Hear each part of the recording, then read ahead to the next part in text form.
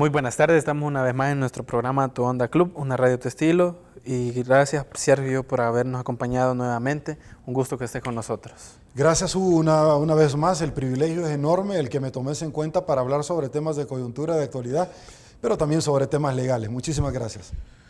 En este caso, Sergio, tenemos la oportunidad de hablar de la compra y venta. En este caso tú nos puedes decir, ¿verdad?, que en qué consiste esto.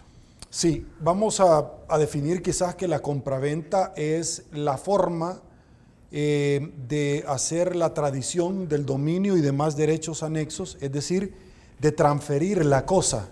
Sí. Y cuando hablamos de la cosa estamos hablando de un carro, de una casa, de un local, de un celular, hago una compraventa, de un mueble, de zapatos, de cualquier otro tipo de situación. Eso es una compraventa. Tú transferís el derecho real de dominio, que es el uso, goce y disposición de la cosa. La compraventa como tal, Hugo, lleva requisitos, y los requisitos es precisamente un precio, establecerlo. El precio es un acuerdo entre las partes. Adicionalmente, el otro requisito que se establece dentro de todo esto, Hugo, es el tema, particularmente hablando, de además del precio, es identificar la persona que vende, que debe ser el titular del derecho real de dominio, sí, la propietaria, sí, y la persona, identificar a la persona que compra. Las características, describirlas de lo que está vendiendo y lo que está comprando. Si es un vehículo, poner número de motor tal, número de chasis VIN, número de chasis grabado, modelo, color, etc. Son requisitos que es importante establecerlo bajo la formalidad que establece la ley. Si es un inmueble, se debe hacer en escritura pública. Si es un mueble, se puede hacer como un mueble, como un vehículo, se puede hacer una moto en documento privado, no hay ningún problema, autenticado. ¿Cierto? Sí. Esa sería la diferencia conceptualmente de la compraventa, porque en la compraventa tú haces la tradición, tradir la cosa. Una cosa que sea lícita dentro del tráfico jurídico, porque yo no voy a hacer una compraventa de venta de un cargamento de armas si no me dedico a eso, y armas que no están permitidas, no lo puedo hacer. Yo como notario me abstengo de poder celebrar negocios jurídicos como esos, o venir y determinar que te van a vender un cargamento de droga. Yo no puedo hacer eso, ¿verdad? Debe recaer sobre objeto y causa lícita. Yo no puedo venir, por ejemplo, Hugo, y hacer un contrato de compraventa de servicios sexuales. O sea, yo no puedo hacer. Mire, sí, es que la Rosita me ha dicho de que vamos a firmar una compraventa o un contrato de prestación de servicios porque ella se va a estar acostando todos los viernes conmigo. O sea, y de pronto, mire, y incumplió. O sea, eso no se puede, definitivamente. Entonces, la compraventa como tal es un negocio entre vivos. ¿Sí? Y mortis causa es el testamento, un negocio entre muertos. Uy, ¿cómo es eso? ¿Quiere decir que los muertos pueden hacer? No, tiene efectos después de la muerte. Cuando una persona se muere, el testamento se activa. Esa es la diferencia.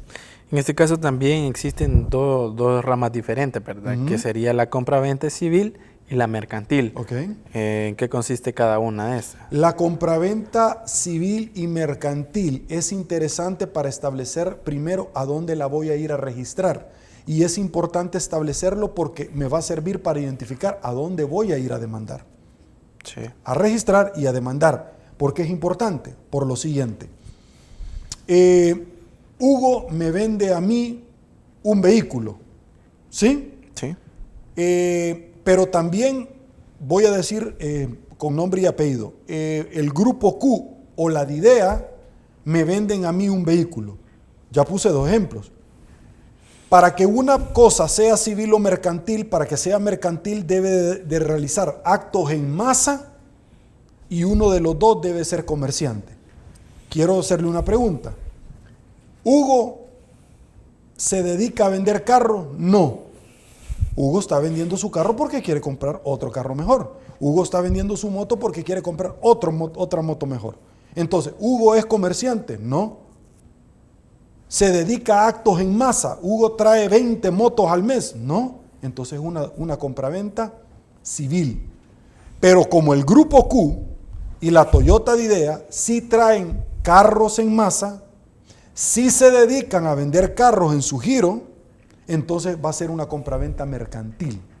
Esa es la diferencia conceptual entre uno y otro. Por favor. En este caso, Sergio,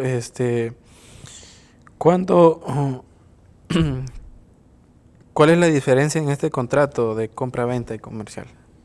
La diferencia conceptual es las personas que lo realizan, como anteriormente te especifiqué, pero además de las personas que lo realizan, de ahí vamos a determinar para cuál es la utilidad práctica para establecer si es una compraventa mercantil o es una compraventa civil, porque el día de mañana esto me está establecer si voy a ir a demandar por un incumplimiento a un juzgado de lo civil o me voy a ir a un juzgado de lo mercantil, por las razones que anteriormente ya había expresado. ¿Quién lo celebra, Sergio, estos contratos? Los contratos de compraventa los puede ejercer única y exclusivamente las personas o los que ejercen la función pública que la ley ya ha establecido como válido. ¿Quiénes son? Los notarios y los cónsules de carrera, de los cuales se establece como válido. Hay otros funcionarios, por ejemplo en la ley, como los alcaldes que pueden celebrar bodas, que tradicionalmente lo hacen los abogados, los notarios. Entonces, estos funcionarios que ejercen la función pública, valga la redundancia, son los únicos que bajo los formalismos y las solemnidades que establece la ley. Por ejemplo, ¿dónde se debe de hacer una escritura como tal? Si Hugo le vende un carro a Sergio, se puede hacer en un documento privado, ¿cierto? Sí.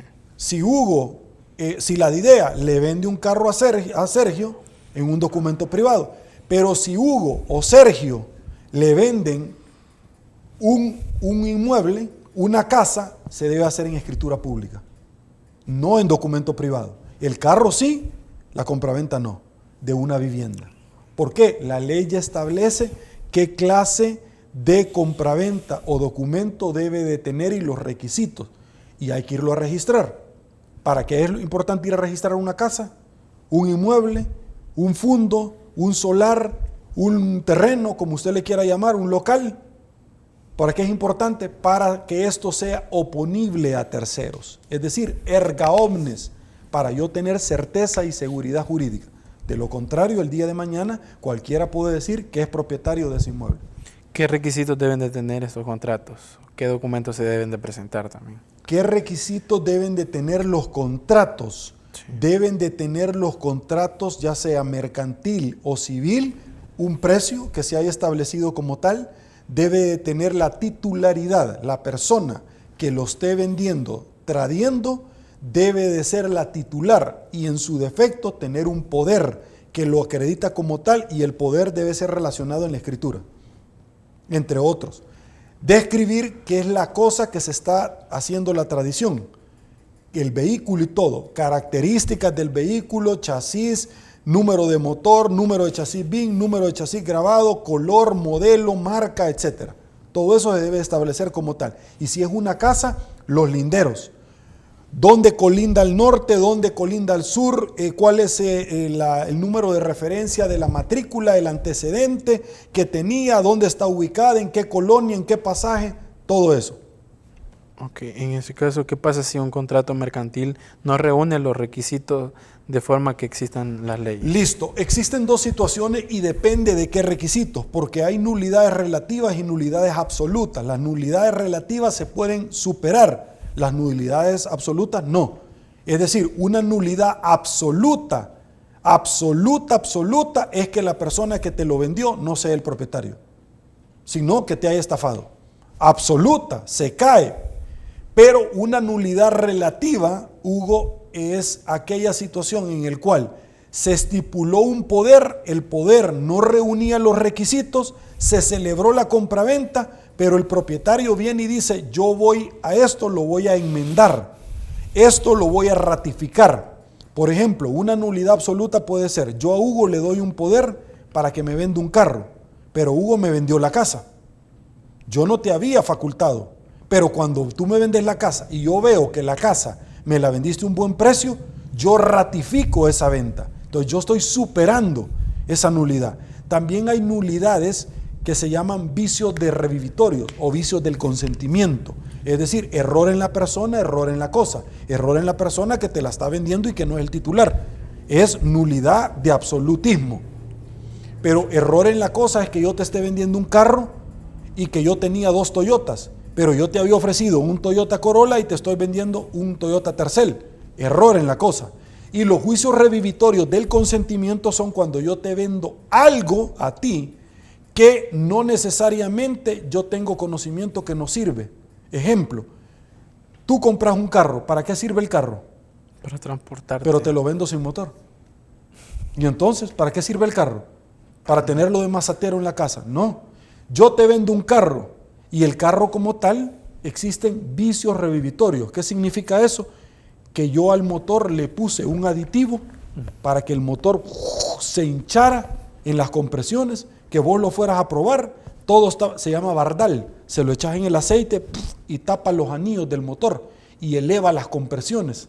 Y se miran parejas, van a dar una vuelta o le ponen la máquina y todo aparece 140, 135, 150, todo está muy bien, por las compresiones del motor, la fuerza, la vida, el desgaste que ha tenido, pero a los 6 días el bardal se empieza a acabar y empieza más gastón, a tirar humo, a perder fuerza.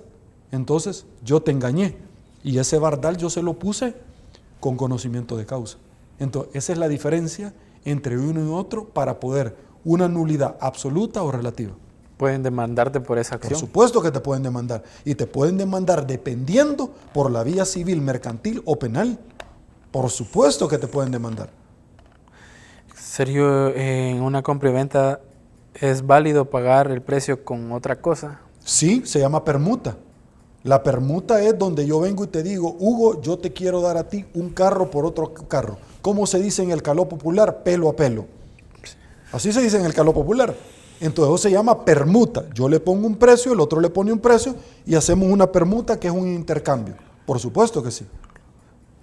En ese caso, si el comprador no ha pagado el precio, ¿el vendedor está obligado a entregar la cosa vendida? No, si el comprador no paga el precio, el notario tiene que cerciorarse. Y en la escritura dice, me cercioré que él es el titular, me cercioré que el que firmó en efecto es el señor tal por haberlo identificado con su documento único de identidad, número tal, y por haber firmado en mi presencia. Yo estoy dando fe como notario, sí, que los dos llegaron a mi oficina y que los dos pusieron la firma. En ese sentido, Hugo, en ese sentido que estamos planteando nosotros, es bien fácil establecer lo siguiente. El notario es el que da fe. Y si firmó una persona y hizo la firma y la firma es falsa, obviamente hay repercusiones y hay nulidad.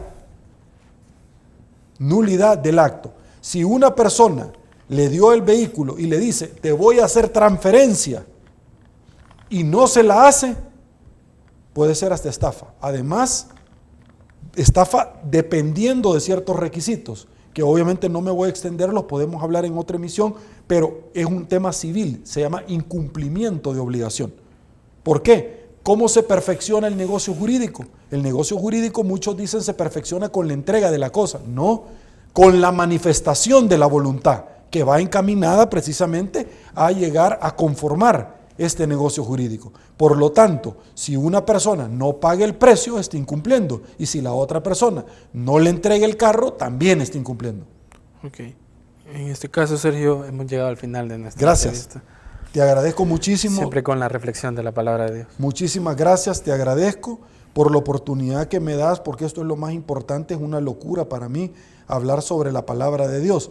Y dice precisamente esta palabra que quiero compartir, donde es la cita Marcos 12 del 13 al 17. En aquel tiempo los sumos sacerdotes, los escribas y los ancianos le enviaron a Jesús unos fariseos y unos partidarios de Herodes para hacerle una pregunta capciosa. Se acercaron pues a él y le dijeron, Maestro, sabemos, Rabí, que eres sincero y que no te importa lo que digan, lo estaban adulando, la gente, porque no tratas de adular a los hombres, sino que enseñar con toda la verdad el camino de Dios.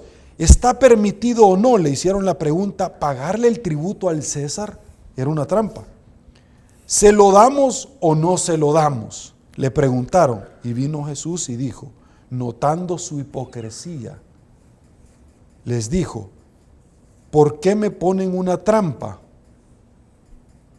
Porque si él llegaba a decir que no, era un delito que significaba precisamente con pena de muerte, que es el delito de sedición. Sí. ¿Por qué me ponen una trampa? Tráiganme una moneda para que yo la vea. Se la llevaron y él les preguntó, ¿de quién es la imagen que está en esta moneda? Y el hombre que se la llevó le dijo, él es el César, está escrito. Entonces Jesús le dijo, denle al César lo que es del César y a Dios lo que es de Dios. Y los dejó admirados. Es decir, tú tenés que pagar tributo, porque así lo dicta la ley, que es una carga impositiva de toda actividad misma que se realice dentro de un país. Pero tú también debes de pagar, Hugo, el tributo que significa el diezmo y la ofrenda para nuestro Señor. Entonces él le dijo, yo no me opongo a que tú le des al hombre, porque así dice la ley. Y yo no he venido a abolir la ley, sino que se cumpla. Muchísimas gracias, Hugo. Te agradezco el inmenso privilegio de poderle hablar de la palabra de Dios a los amigos Radio Escucha y Televidente. Gracias. No, gracias a ti, Sergio, por siempre tomar el tiempo con nosotros, ¿verdad? Bueno, hemos llegado al final de nuestro programa Tu Onda Club. Nos vemos a la próxima y que Dios nos bendiga a todos. Bendiciones.